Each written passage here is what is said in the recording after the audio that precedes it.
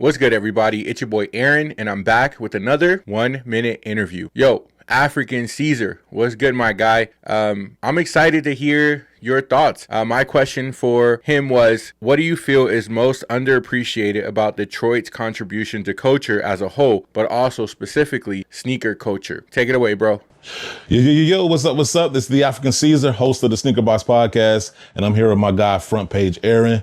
Real quick, forgive me for this background that you see. I moved into my new home and I ain't had a chance to organize yet.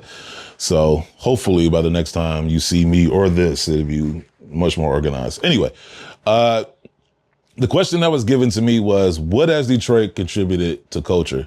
My response to that would be, which culture do you want to talk about? We could talk about car culture. We are known as the Motor City. We could talk about music. We gave y'all Motown. We could talk about fashion. We can go anywhere from Cartier glasses to fur coats to now and later Gators. Shout out to Biggie. As well as brands like Carhartt, right? We could talk about food culture, right? Like Verner's, right? Verner's is known everywhere. Every black person I know in America thinks Verner's is some type of magic elixir that they can drink anytime they get a stomachache. Coney dogs. Coney dogs. People think that they originated in New York when in reality, they originated here in Detroit. So we've contributed a lot to culture in this country as well as to the world. When you talk specifically about sneakers, like I just think that Detroit isn't the sexy pick, right? Why go to Detroit when you can go to New York or LA or even Chicago, right? And so while those might be the sexier, more trendy cities, I think in terms of contributions, I think Detroit has been consistent. Like we've consistently bought the sneakers that have become mainstays, like your Air Maxes, your Adidas Top 10s, even your Air Jordans. You know, we all know the history between the Chicago Bulls and the Pistons, but even Jordans sell well here. So I think we've been kind of a consistent go-to when it comes to sneakers. But even then, you could point to certain moments that in sneaker culture that Detroit has contributed to, like Grant Hill. He was a star here for the Detroit Pistons. You know, we all know his sneaker line with Fila that had a wave in the mid 90s. Even Rasheed Wallace was another player for the Pistons. You know, he made Air Force One highs fashionable on and off the cart for a moment. We could, while we're on it, like I just want to give a nod to the Air Force One mids, specifically the ones with the jeweled swoosh. People tend to either not remember those or tend to look down on those shoes. Trust me when I tell you, they had a moment in the 90s, and Detroit, I swear to God, kept Nike in the black with that shoe. But anyway, point is, Detroit has given a lot culturally. And so, admittedly, as somebody who's born and raised here in Detroit, I will admit that we did ourselves no favors for a while. Detroit was the murder capital of the world, or the country at least, for a long stretch of time, right? But Detroit is making a comeback. It's making a resurgence. You're starting to see billion-dollar brands come back to the city and reinvest. You see brands like Nike, Apple, Lululemon, you know, come to the city and set up shop. Even going back to sneakers specifically, Dr. Dwayne Edwards, who was the founder of the Pencil Academy, out of all the cities that he could have went to, mind you, it originated in Portland, right outside, you know, Nike headquarters. Could have easily stayed there, but he came here and decided to build a foundation here in Detroit with his academy, and he turned it into a HBCU. And so you're starting to see that people are recognizing that there's a lot of untapped potential here, a lot of untapped creativity and innovation here in the city. Like I said, we weren't the sexy pick, you know? And so now that people are starting to see us as the diamond in the rough that we are, I think that you're starting to see all this reinvestment. And Detroit is like one of those cities where even when you talk about, because when you talk about contributions, we could talk, like I said, we could talk about cars, music, and all other stuff. But I think even as far as like attitude and vibe, like every city wants to have that badass blue collar vibe that Detroit has. We have it in spades, right?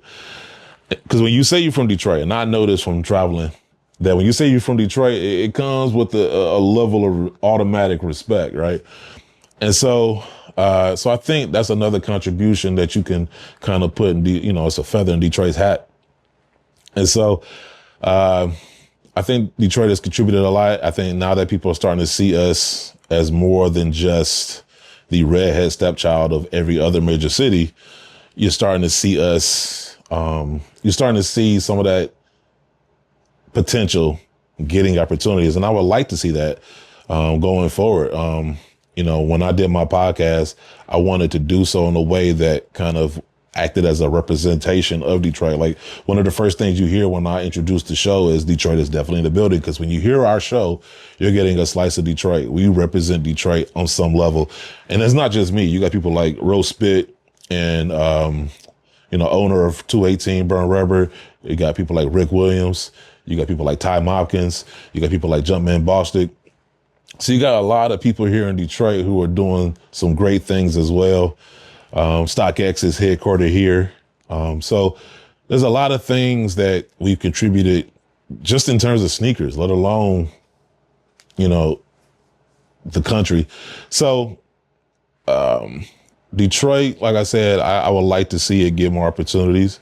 One of the things that I tried to contribute personally, back when it was fashionable, right, to acknowledge Black history.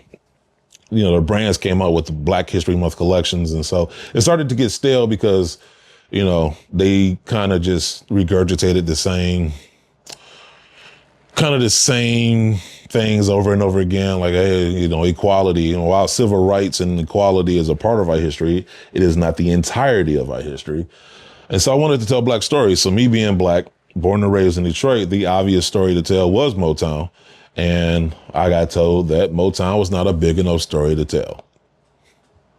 Now, maybe that has something to do with, people's public image of Detroit. But if that's the case, then you're going to have to explain to me how Pee Wee Herman got it done. If Detroit is not big enough, you're going to have to explain to me why Paul Bunyan got it done. But that's neither here nor there. Point is, Detroit is the shit. And I am very proud of saying that I'm from this place. It's made me who I am. And so I'm very proud. I'm very defensive of Detroit. Like when other cities, it's funny when you say a name like Oprah, you know who we're talking about. You ain't got to hear her last name.